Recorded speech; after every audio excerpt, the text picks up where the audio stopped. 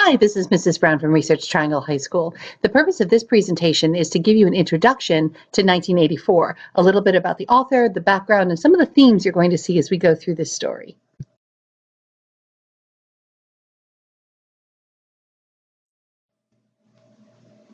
So George Orwell was born in India at a time when Britain still ruled so much of the world. And he saw this result of these British imperialism firsthand in India, and he really got very upset by the kinds of class society that he saw and the way that the British government was oppressing all of the people in India.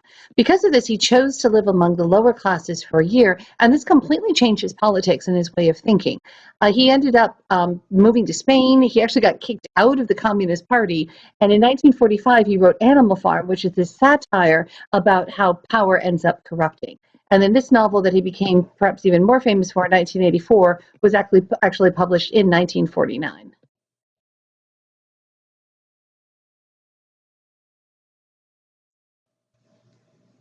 So what is this book going to be about? Well, the main character is named Winston Smith, and he's going to rebel against this society.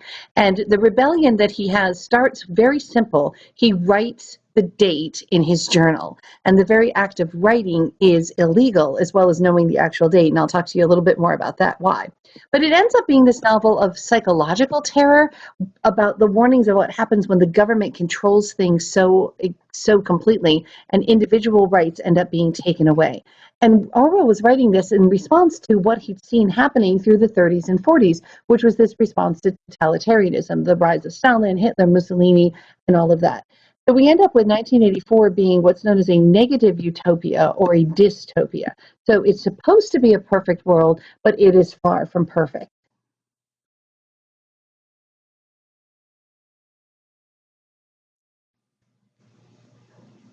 So this is a world where all citizens, every single action, are continuously monitored by these giant telescreens. And these telescreens are present everywhere, in homes, in the workplace. And the government is represented by Big Brother, who is this figure who sees everything. His picture, his poster, his eyes are always, always watching you.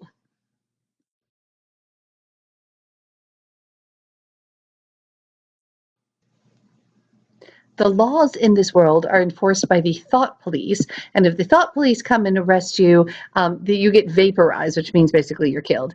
And it's not just even for things that you do, but for things that you even think about doing. And that history is constantly being rewritten so that predictions are never wrong. Whatever Big Brother said yesterday, if it doesn't come true tomorrow, then the history gets rewritten so that Big Brother said what actually happened.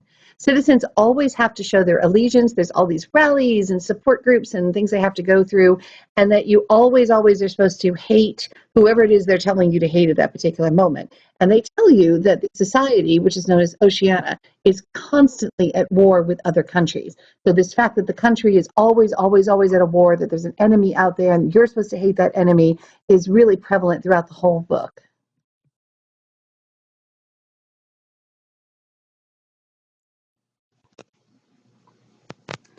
So we talked about the idea of a dystopia, but maybe it would be better to go back and talk about what a utopia is. Utopia is this word that means an imaginary perfect world. In a utopia, there would be no suffering, everyone would be happy, everyone's needs are completely met all of the time. And it was very popular in sort of early 20th century religious writing, sort of seen as this reward that if only we would all do what we were supposed to do and behave the way we were supposed to behave, that we would live in this kind of a society. This would create this sort of utopian uh, sort of lifestyle.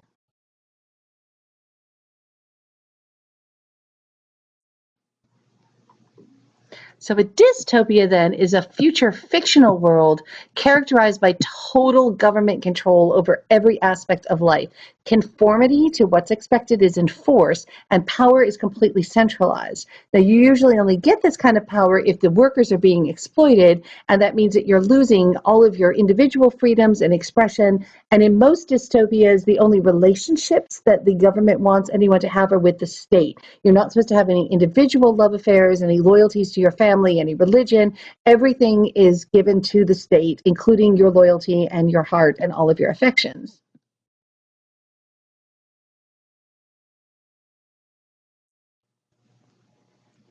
So there's even one more variation on this genre, and that's the anti-utopia. This is where the government is telling you that you live in a perfect world, and they're telling you that all suffering has been eliminated, but there's usually some sort of a catch. And this is often disguised or hidden so people don't realize what the actual price is. For example, in the movie Logan's Run, everybody who's over 30 is supposedly selected for some new colony, but instead they're secretly killed. And because you don't have anyone living over 30, that's how they're able to keep the population having access to all the resources, and everyone's young and beautiful and healthy.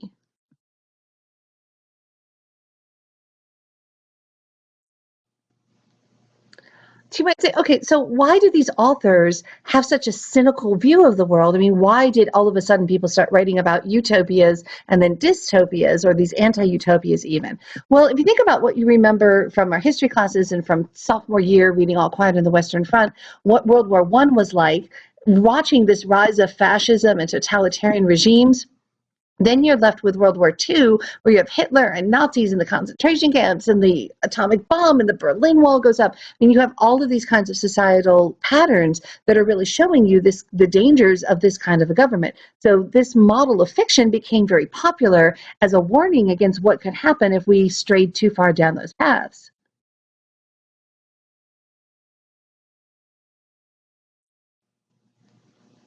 So as we go through 1984, there's a couple of terms that are going to come up over and over again. And we're going to be going through these as you read them. And I just want you to have a little preview. The first is doublethink. And doublethink is the ability to actually believe two different things at the same time, simply because you can be looking at the sky and seeing that the sky is blue, but if the government is telling you that your sky is green, then you know the government is always correct. You can look at the evidence with your eyes and see that it's blue, but also fully believe that it's green because that's what you're being told. And that's known as doublethink, the ability to hold these two contradictory ideas. You'll hear them talk about newspeak. This is the language of this fictional land of Oceania, where the government has narrowed down the language and is controlling your ability to even think about things because you don't have the words for them. There's Ingsoc, which is short for English socialism, and this is how its government is described. You'll hear about Big Brother. Big Brother is the party leader. His image is everywhere. He watches you. He's the person that the proles are all supposed to adore. Thought crime is basically anything at all that is an anti-party. So anything that's against the government becomes a thought crime.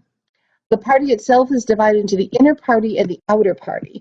The inner party are those who are actually in charge. Those are closest to Big Brother, and the ones on the outside are actually the more dangerous because they don't have those close connections, but they're intelligent enough and they're doing some of those higher level jobs. And they are particularly the ones that are always watched by Big Brother.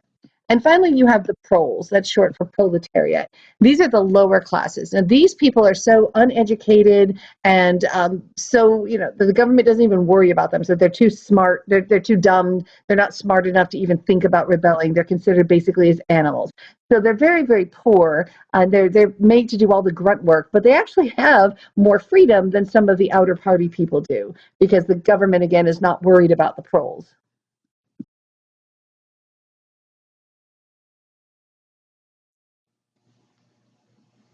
So if you think back to the beginning of our course where we talked about heroes and monsters, the first heroes that we met were people like Beowulf, who was physically strong, and even Hamlet, who was brilliant and trying to think through this problem of how he could get revenge and very loyal. Well, now our hero becomes someone named Winston Smith, and he is about as normal, ordinary, and boring a man as you could possibly imagine. He is average in every way. He feels like something's missing in his life. He sort of remembers life before the government and Big Brother took over. He's constantly paranoid that he's about to be discovered and arrested for these memories and this thought process. We know that he was once married, but that his wife is long gone, and that he works in the records department, and part of his job is to rewrite history so that Big Brother is always right.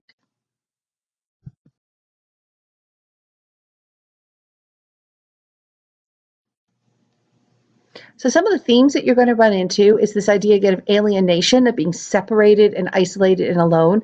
Believe it or not, there actually is a love story in the middle of all of this. The idea of individuality and freedom of thought and speech and governmental control, particularly that tension between those two. And then appearances versus reality, what you think is true in the world and what the actual truth is about the world.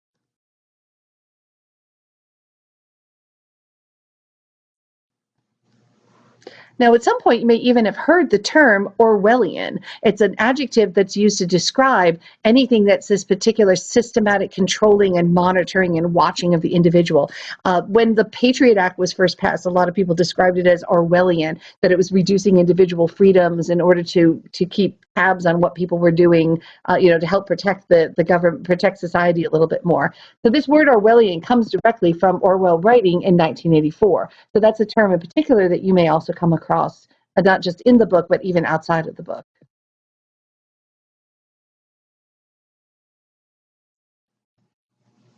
So a couple things to keep in mind as you go through the novel. First of all, this novel is titled 1984, and obviously we're several years past 1984 at this point, where this possible future was predicted. Do you think that we are any closer to this vision that Orwell had expected us to be to by 1984, or do you think that we're kind of protected from ever going in that direction? Are there any particular ways that our thoughts are controlled or monitored today? Who is Big Brother, both in the book and in today's world? What are the key symbols that are going to appear over and over throughout the novel? And in what ways do you find that you are watched or monitored in your life and in society today?